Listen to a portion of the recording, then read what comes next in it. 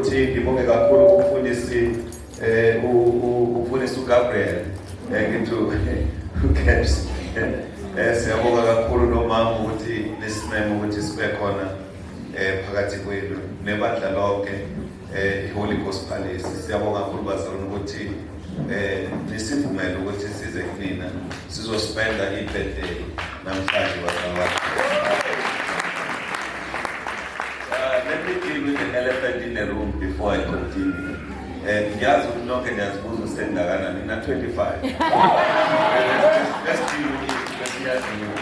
Yabo nje manje akekho lokho eyibuza edlulisa manje. It's out of the way. Yabo. So siyabonga kakhulu bazalwane uNkulunkulu nonke nikhona bazalwane ngibona ubuso bufebile. Siyajabula kakhulu ukubona nonke bazalwane. Siyabonga kakhulu bathandekayo. Ngeke